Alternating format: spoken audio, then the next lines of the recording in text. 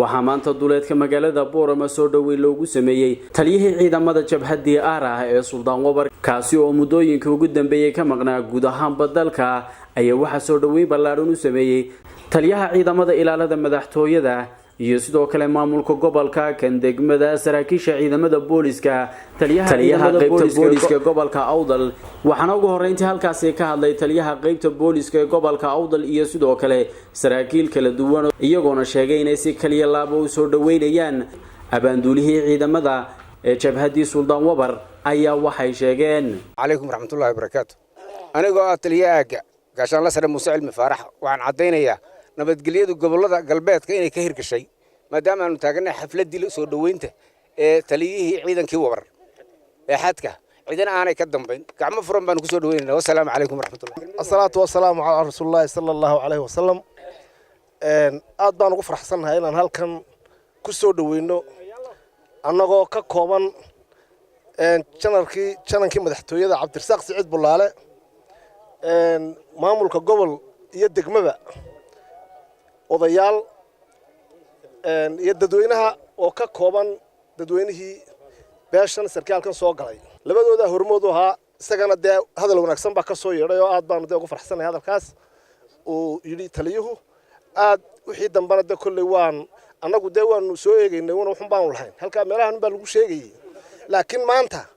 waa wax noo soo korno mar hadduu nala joogo oo maanta gobolkii noogu yimi aad baan uga isagoo odayaashiisii iyo dadweynihiisii iyo beeshiisii runtii ay hawshaas qayb libaxla ka qaateen runtii beesha Jibriil Muuse tolkaya waan uga mahad celinaynaa sida ay arrinka uga soo shaqaysay waana mid loo baahnaa waana xan leenahay waxaad gudateen waajibaadna saarnaa oo naga furateen sida aad u soo hawsha uga soo shaqayseen waan niga mahad celinaynaa tolkayow sida uu sheegayna waxa loo baahan yahay say ciyaartu hagaagto sida isaga uu sheegay iyo tilmaanta uu bixiyeen la raaco ayaa loo baahan yahay taliyihii ciidanka jabhadda Wabar ee bariga jiftay dabeeco waan soo dhaweynaynaa aad waxaan ugu mahad celinayaa beesha Jibriil Muuse ee salaadiintooda iyo odayaasheeda iyo taliyaha Cabdirasaaq ee madaxtooyada oo iyaguna aad uga shaqeeyay haddii aan ku hadlo magaca odayaasha beesha Jibriil Muuse ama afguduud waxaan isku qancinay in taliyihii jabhadda Aara ee ka dagaalamaysa galbeedka Awdal oo Maxamed Nuur Faarax dabeeco waxaan isku qancinay inuu kala qayb galo dalkiisa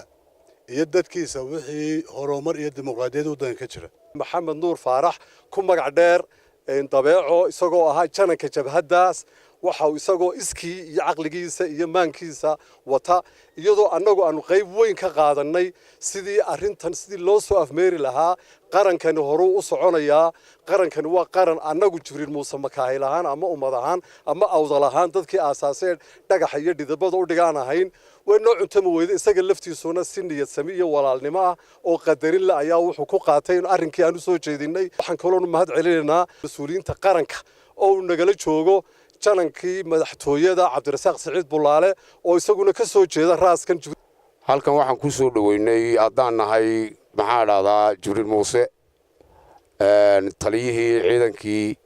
maxaa jabhadii gobolka Awdal waxaan maanta ku soo dhaweynay annagoo qacmo furan ku wadna ayaan keenay halkan ugu dambeyn Maxamed Nuur Faarax oo ku magac dheer dabeeco oo ahaa abaanduulihii ciidamada jabhadii Aara ee Suldaan Wabar oo halkaas ka hadlay ayaa waxa uu sheegay magacayga